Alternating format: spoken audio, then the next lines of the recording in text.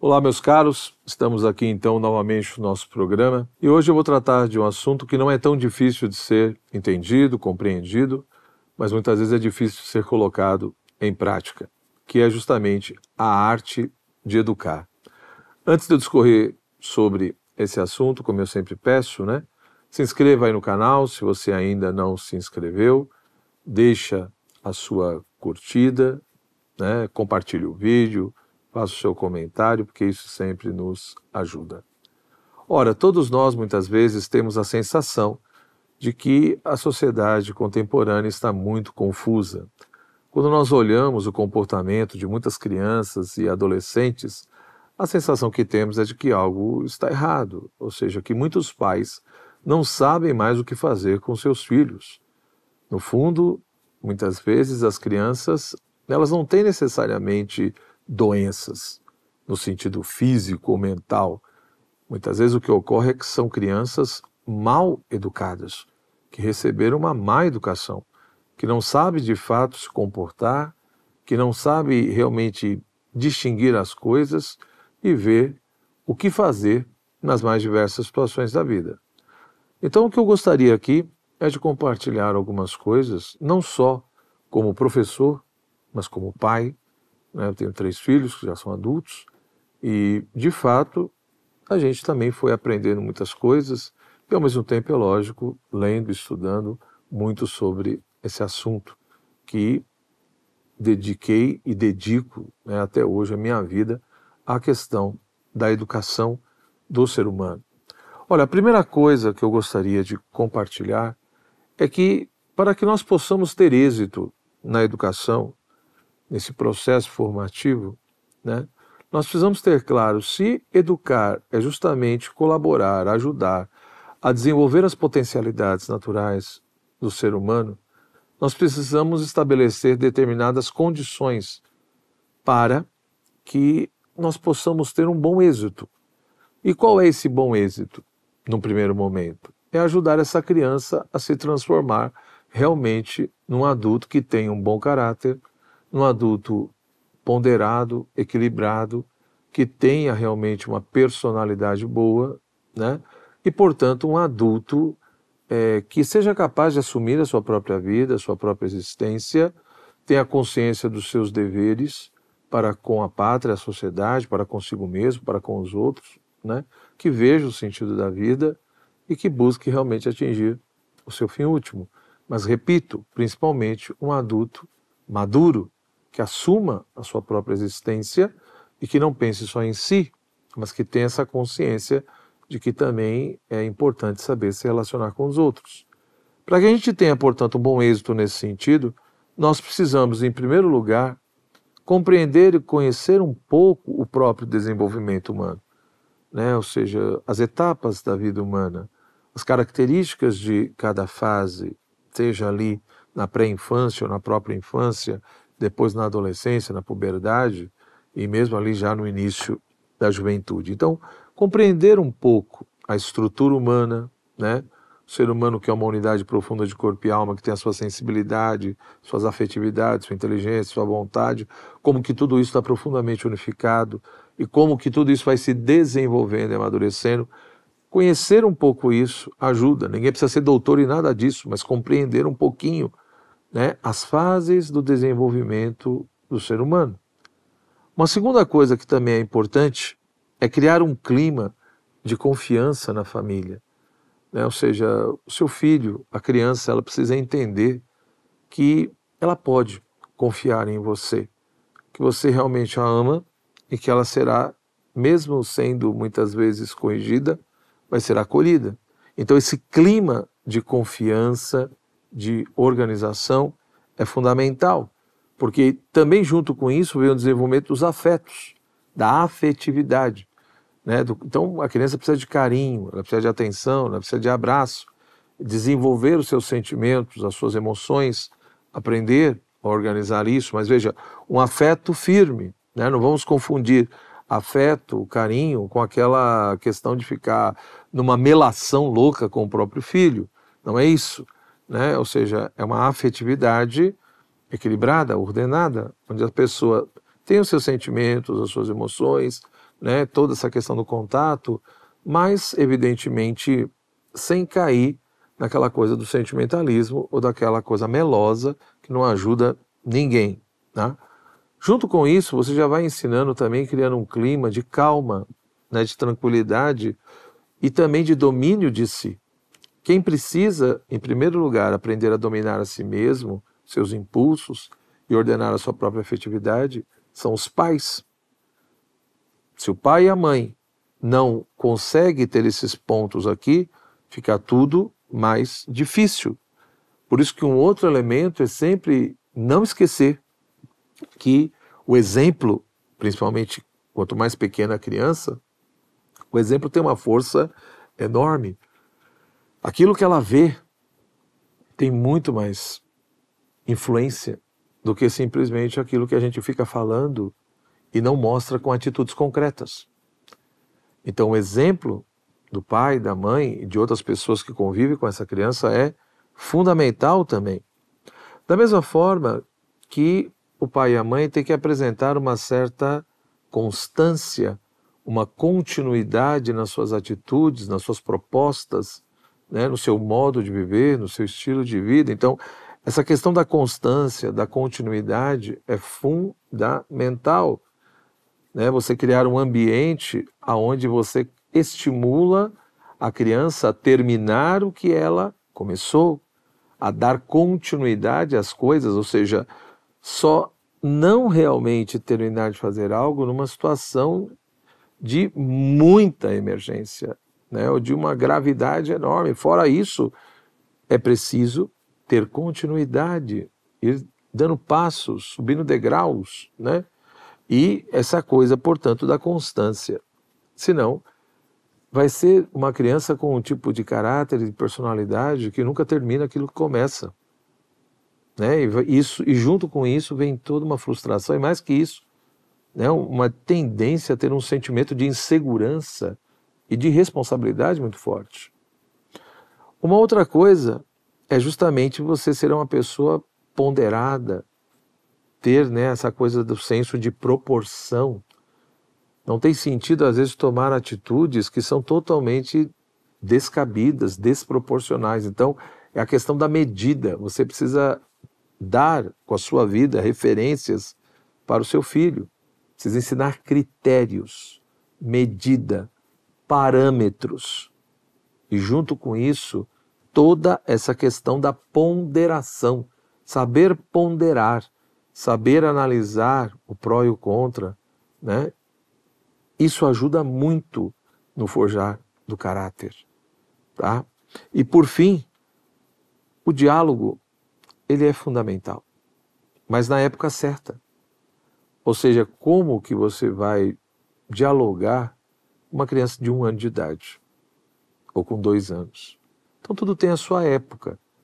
Então, no primeiro momento, é seguir esses outros pontos, ou seja, se você criar essas condições, a partir dessas atitudes que eu mencionei aqui, você vai criar um ambiente favorável, você vai estar preparando as coisas, né?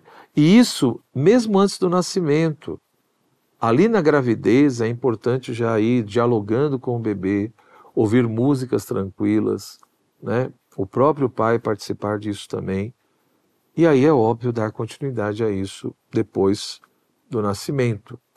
E não esquecer, né, que parecer e ser tem que caminhar juntos. Às vezes o pessoal diz, não, o importante é o que eu sou. Sim, é verdade. O importante é o que você é. Mas é importante também parecer aquilo que você é, principalmente para uma criança. Não adianta você ser bom se você não parece bom para o seu filho. Da mesma forma que não adianta você parecer bom se você não é. Então, precisa haver a conjugação. Precisa caminhar junto essas duas coisas, né? Eu preciso ser aquilo que eu pareço. E aquilo que eu sou, devo também parecer. Porque são as referências. Isto posto, nós vamos, então, o quê? Entrar na grande questão do dia a dia, dos exercícios concretos no dia a dia. Essas são as condições que vai te ajudar a estabelecer um ambiente favorável para que você tenha um bom êxito nesse processo. Agora, vêm os exercícios dentro desse processo. Vários. E dentre eles existem alguns que são fundamentais, né? Ou seja, a primeira coisa é você saber fazer-se obedecer. Não é ser um tirano, não é ser autoritário, nada disso. Mas também não pode existir uma tirania infantil ou uma tirania de um adolescente. Na família existe uma hierarquia, tanto que a responsabilidade maior, em primeiro lugar, é do pai e da mãe. E vamos responder perante Deus sobre isso. Então o pai e a mãe não podem deixar de assumir a sua responsabilidade. E para isso é óbvio que a questão da obediência é importante. Algo que hoje em dia está terrível, está em crise. Porque a maioria dos pais hoje simplesmente entraram nessa coisa de autoeducação ou de uma educação permissiva, né? Ou essa ideia de que a própria criança vai trilhando o caminho dela, como que alguém que está em desenvolvimento, né, da tomada de consciência do mundo vai conduzir-se a si mesma. Então o pai e a mãe têm que estar ao lado, conduzindo, ajudando a levantar quando cair, etc. E oferecendo critérios e princípios. E para isso, não só a questão do respeito, mas da obediência é importante. É importante sim. E para isso, eu repito, não é que você, conforme a criança vai crescendo e se desenvolvendo, é natural que o diálogo vá se estabelecendo mais. Por isso que eu falei, é saber fazer-se obedecer.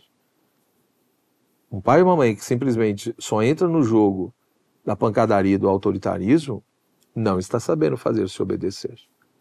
Uma coisa é você dar uma bronca no seu filho, colocá-lo de castigo, né, ou pegar pelo braço, fazer uma correção física, quando ele tem 2 anos de idade ou 3 anos. Outra coisa é quando essa criança já tem 9, 10 anos, onde ela já entende mais as coisas. Então, esse fazer-se obedecer também tem que ir se desenvolvendo e melhorando nesse sentido, né? Por isso que tem que também saber repreender, tem que saber punir, né? Você nunca repreende e pune, por exemplo, seus filhos na frente dos outros. Isso não convém. Você é uma professora difícil, tudo bem, mas é aquilo, errou. Então eu sei que tem situações difíceis, que a criança desafia, faz coisas absurdas na frente dos outros, a gente perde a paciência. Mas o que eu estou dizendo é, o ideal é que você, naquele momento, não corrija, né? Mas o que você deve fazer então, depois? Se naquele momento precisar intervir, intervenha, pega a criança e saia. O que eu estou dizendo não é que você não tem que fazer nada. O que eu estou falando é, naquele momento não é momento da punição e da correção. Pegue e saia e converse num lugar restrito particular. Não na frente dos outros, senão simplesmente é um processo de humilhação que não ajuda nada. Por isso que além de tudo isso, além da punição, da correção quando é necessária, né, e tem que ter sim, tem que saber pôr limites, isso é muito importante, né, mas tem que saber fazer isso também. E além disso tem que saber encorajar. Não basta só corrigir, não basta só punir quando se erra ou quando se tem um comportamento equivocado. É importante encorajar, é importante estimular, é importante elogiar. Evidente que sempre de forma equilibrada, proporcional, porque tudo que é exagerado é um problema, né? Mas é importante também encorajar para que a criança ou adolescente tenha, aos poucos, o mínimo de segurança, psicologicamente falando, para poder enfrentar os problemas e achar que é capaz. Não é mentir, não é isso, não é vender ilusões. É encorajar e, junto com isso, ir procurar estimulando, né, as capacidades daquela pessoa. Além disso, educar todo o processo, a estrutura humana, né? A nossa sensibilidade, os nossos sentidos externos, internos, como a imaginação e memória, tudo isso tem que ser estimulado, né? A memória, por exemplo, até 10, 11 anos, é fundamental estimular a memória. Faça o seu filho memorizar palavras, faça ele memorizar capítulos de livro, poemas. Isso é muito importante. E pode ver que no começo, até uma certa idade, a criança adora isso, tanto que ela revê o mesmo filme 10 vezes. Pode ver que depois ela já não gosta mais, ela já quer de coisa nova, a partir de uma certa idade. Então isso mostra que, num primeiro momento, a memória é importante. Não a memorização de qualquer coisa, evidentemente, mas de coisa boa, né? Verdadeira, bela, né? Recontar histórias. Então isso é importante. Isso já vai também pegando o imaginário dela, né? A imaginação também é muito importante. Ler livros para a criança, contar histórias, né? Ouvir boas músicas, entendeu? Bons filmes. Isso vai trabalhando a imaginação. E tudo isso é muito importante, por quê? Porque a nossa inteligência trabalha a partir daquilo que está na imaginação e na memória. Então, se você destrói a imaginação e a memória com coisas ruins, a inteligência também vai ser destruída. Não vai ter capacidade de buscar o conhecimento, de atingir a verdade, como também trabalhar a vontade, mas para trabalhar a vontade, também tem que trabalhar a inteligência. Então, para isso, você tem que desenvolver, né, ali a virtude da temperança, da moderação, no modo de falar, de beber, de comer, de dormir, né? Então, a temperança é fundamental, a moderação é fundamental, né? Mostrar a virtude da ordem, tudo tem o seu momento, o seu lugar, sua hora, né? É assim que vai se educando a vontade. Então, é mostrar, mas eu quero comer agora, quero comer uma bala. Tá, mas é 11h30 da manhã, você vai comer meio de pouco. Não, você não vai comer bala agora. Ah, professor, mas ela chora, faz birra, deixa fazer. Ué, não ceda. E o que é pior, se disse não, mantenha isso. Porque a pior coisa no processo educacional é o não que vira sim. Aí a criança teima, sai chutando tudo, sai não sei o quê, e você cede. Bom, ela entendeu que basta ela fazer isso que ela sempre vai conseguir o que ela quer. Você está criando um monstrinho, fique em paz. Né? Então, não é assim que se educa. Né? Então, eu preciso educar a sensibilidade, a inteligência e a vontade, virtude da temperança, virtude da ordem, e junto a esses outros pontos ajuda muito. Da mesma forma, a educação para a lealdade. Ser leal. O que quer dizer isso? Você precisa ser fiel à sua família, aos seus amigos, ao que você prometeu. Isso é lealdade. Isso forja caráter. Ou seja, é mostrar que na vida, quando a gente não vive isso, traz consequências muito ruins, muito complicadas. Não só para nós, como também para os outros. Da mesma forma, desenvolver o senso de justiça. Dar ao outro o que pertence ao outro, né? Essa clareza de que muitas vezes eu também estou colhendo o que eu plantei. Então esse senso de justiça, essa sensibilidade ao sofrimento do outro, a respeitar o que é do outro, isso é muito importante. E isso tem que começar dentro de casa, não é lá fora que a criança vai aprender isso. Ela vai ter muito mais dificuldade. Da mesma maneira, lógico, o respeito, né? Ou seja, aprender a ouvir, a ter polidez no modo de falar, na maneira de sentar, na maneira de se dirigir aos outros. Então eu sei que a gente brinca às vezes, fala um palavrão, fala uma besteira, não sei o quê, mas isso não pode ser o comum, não pode ser o geral, pelo amor de Deus. E principalmente para uma criança pequena, senão essa vai ser as referências dela, a maneira como ela vai se comportar e tratar os outros, né? E por fim, é lógico, como eu já disse, a ordem. Ordene a vida do seu filho. Conforme ele vai crescendo, vai fazendo ele participar das tarefas da casa. Arrumar a cama, ajudar a organizar o banheiro, né? Arrumar o quarto, lavar a louça, entendeu? Pôr o lixo para fora. E tantas outras tarefas pequenas que a partir de 3, 4 anos já dá para ajudar a fazer. 5 anos de idade. Então isso desenvolve uma personalidade equilibrada. Tem que ter hora para levantar, tem que ter hora para dormir. Não é uma questão de que eu faço tudo o que eu quero qualquer hora, não. Uma alma, no fundo, desordenada é reflexo de uma vida que sempre foi desordenada. Então tem que ter hora para brincar, tem que ter hora para estudar, tem que ter hora para rezar, né? Enfim, uma coisa é de vez em quando, nas férias, essa criança acordou mais tarde, fez coisas, né, fora de horário. Tá bom, é um domingo, é de vez em quando. Agora, todo dia, isso não vai dar certo. Isso vai interferir na personalidade dela. Então, se preocupar com essa questão da ordem. Lógico, com paciência, mas desenvolver isso. A caridade junto com a ordem, né? Aprender a compartilhar, a dividir, né? A servir. Isso é muito importante. Por isso que é legal, por exemplo, ensinar o filho a arrumar a mesa, a tirar a mesa, a colocar a louça para lavar, a lavar a louça. E cada um de uma vez, porque é importante aprender a amar, e amar é servir, é sair de si mesmo e não só ficar pensando em si, tá certo? Da mesma forma, a educação para a pureza, meus queridos. São João Crisóstomo, ele dizia que os nossos sentidos, né, da mesma forma que uma cidade tem portas, né, ele está falando da antiguidade, então todas as cidades, né, cidadelas tinham portas. Ele dizia que as portas da nossa alma, né, são os nossos olhos, os nossos ouvidos, enfim, os nossos sentidos externos. E que se nós deixamos entrar a impureza, principalmente no menino, numa menina, pelo que eles ouvem, pelo que eles veem, pelo que eles falam, né? Se a impureza entra na alma de alguém, isso vai levar essa pessoa a nunca conseguir ter uma afetividade e uma sexualidade equilibrada. Então é muito importante manter a pureza, não o puritanismo, mas a pureza no sentido de ver a verdadeira beleza das coisas, do amor, da sexualidade, etc., da afetividade humana. E não confundir tudo isso com um monte de desordens ou escravidões.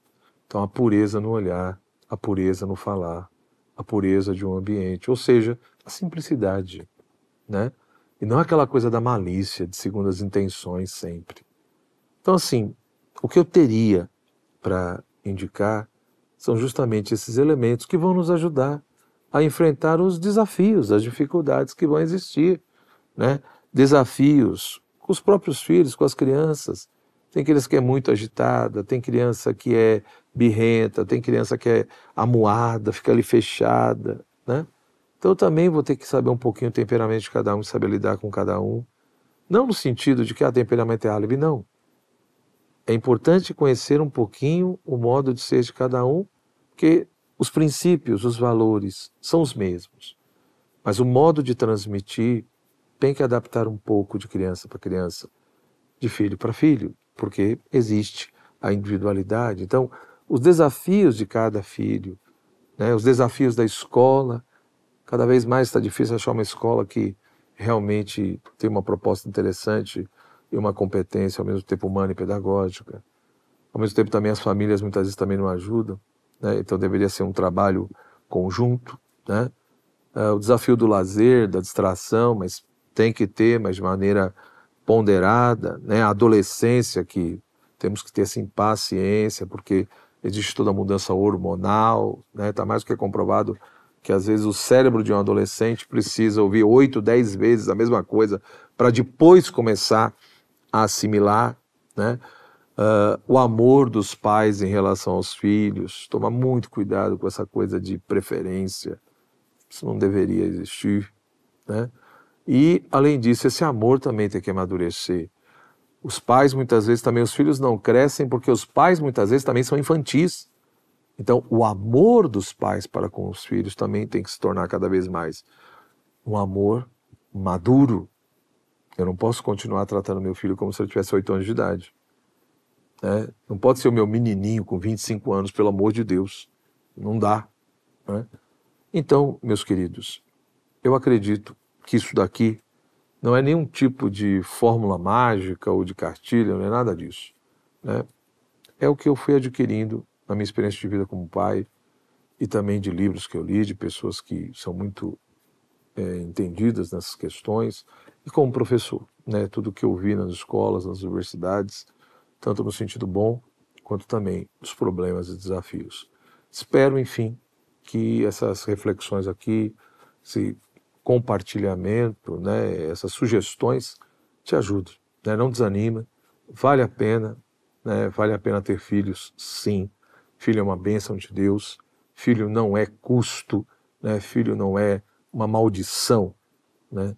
Ele é uma bênção, mas ao mesmo tempo, evidentemente, é um desafio. Mas uma das coisas mais lindas na vida é a paternidade e a maternidade. Por quê? Porque é aí que nós aprendemos a ver e a entender que existe alguém que é mais importante do que nós mesmos. Onde a gente vai crescendo e amadurecendo, né, como ser humano. Ajuda muito. Mas tem todos esses desafios E com certeza, a educação permissiva é uma ilusão e o engano que infelizmente muitas famílias estão caindo.